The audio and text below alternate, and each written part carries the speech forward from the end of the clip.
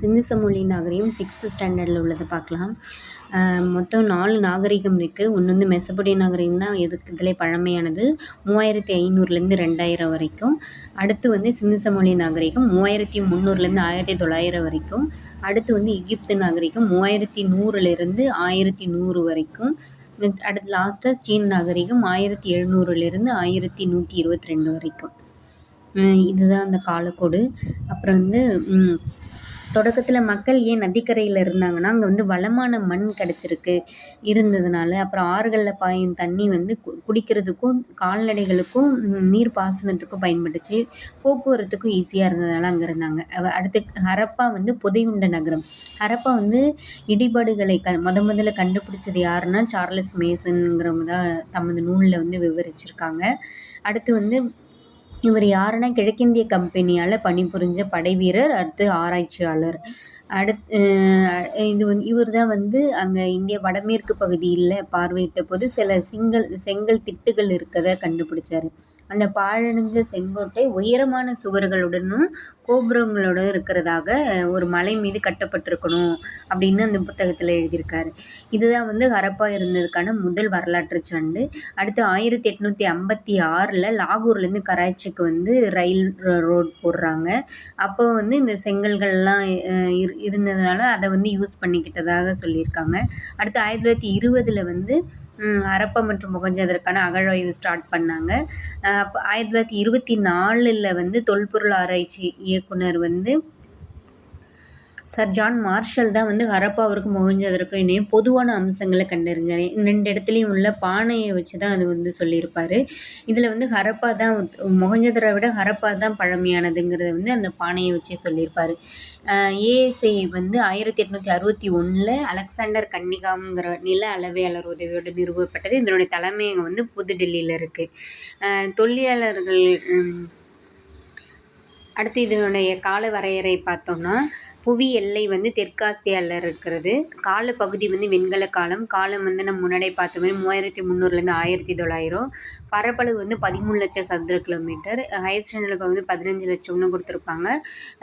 ரெண்டுத்தையுமே நோட் பண்ணிக்குவோம். நகரங்கள் 6 பெரிய நகரங்கள், கிராமங்கள் வந்து 200க்கும் மேற்பட்டவே இருந்தது. இது வந்து திட்டமிட்ட கிராம நாகரிகம் தான், நகர நாகரிகம் தான். ஆனால் கிராமங்களும் இருந்திருக்கு அதில். இது வந்து வெண்கல காலம். வெண்கல காலம்னா என்னென்னா, மக்கள் வந்து வெண்கலத்திலான பொருட்களை பயன்படுத்திய காலம் தான் வெண்கல காலம். அடுத்து வந்து இந்த இதில் வந்து எங்கெங்கே என்னென்ன கண்டுபிடிச்சிருப்பாங்க அப்படின்னு சொல்லியிருப்பாங்க. அதை ஜஸ்ட் லைட்டாக பார்த்துக்கோங்க. அடுத்து நகர நாகரிகம். ஹரப்பா நாகரிகம் நகர நாகரிகம் 6 பெரிய நகரங்கள் இருந்ததாக பார்த்தோம்ல. அதில் வந்து எதனால் நகர நாகரிகம்னு சொல்கிறோன்னா, சிறப்பான நகர திட்டமிடல் இருந்திருக்கு, கட்டடக்கலை வேலைப்பாடு அதிகமாக இருந்திருக்கு, தூய்மைக்கும் பொது சுகாதாரத்திற்கும் அதிக முன்னுரிமை கொடுத்துருக்காங்க, எடைகள் மற்றும் இதெல்லாம் வந்து தரமாக வச்சுருந்துருக்காங்க, விவசாயம் மற்றும் கைவினை தொழில்களுக்கான திடமான அடித்தளம் இருந்திருக்கு. இதனால் இதை சொல்கிறோம். அதேமாரி வந்து கீழ் நகரம் மேல் நகரம்னு 2 இருந்திருக்கு. மேல் நகர அமைப்பு வந்து நகரத்தின் மேற்கு பகுதியில் சற்று உயரமாக இருந்திருக்கு. அது கோட்டைன்னு சொல்லப்பட்டிருக்கு. நகர நிர்வாகிகள் இது வந்து பயன்படுத்தியிருக்காங்க. அங்கே தான் பெருங்குளமும் தானிய களஞ்சியமும் இருந்திருக்கு. கீழ் நகரத்தில் வந்து சற்று தாழ்ந்த இருந்திருக்கு.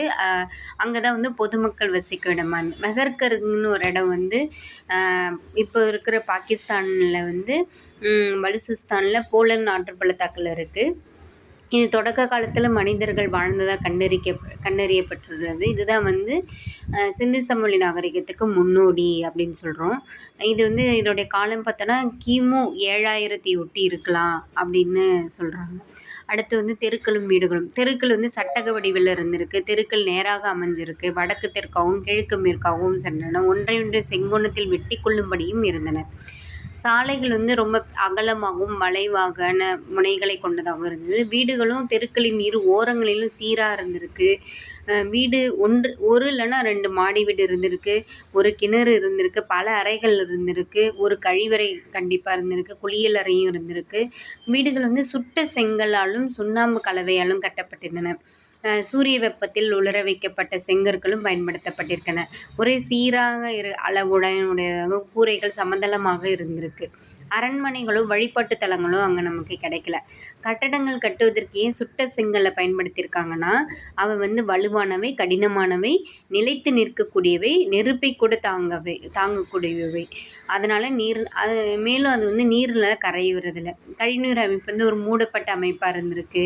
திடக்கழிவுகளை தனியாக சேகரித்து வைக்கிற இடம் இருந்திருக்கு. அந்த மாதிரிலாம் இருந்திருக்கு. அதுக்கப்புறம் இங்கே ஒரு புதிய மொஹஞ்சதாரோவில் ஒரு பெருங்குளம் கண்டுபிடிச்சிருக்காங்க. அது நன்கு அகன்று செவ்வக வடிவத்தில் நீர்த்தேக்கம் மாதிரி இருந்திருக்கு. இது நகரனுடைய மையப்பகுதியில் இருந்திருக்கு. நீர் கசியாமல் இருக்கிறதுக்கு அதில் இயற்கை தார் பூசியிருப்பாங்க. சுட்ட செங்கற்களால் தான் இதுவும் கட்டப்பட்டிருக்கு. பல அடுக்குகள் கொண்ட இயற்கை தார் கொண்டு பூசப்பட்டிருக்கு. வடபுறத்திலும் தென்புறத்திலும் பனிக்கட்டுகள், 3 பக்கவாட்டுகளும் அறைகள் இருக்குது ட்ரெஸ் சேஞ்ச் பண்ண. அருகில் இருந்த கிணற்றில் இருந்து நீர் இறைக்கப்பட்டு பெருங்குளத்தில் உபயோகப்படுத்தப்பட்டது. தேங்க்யூ. பார்ட் 2ல் பார்ப்போம்.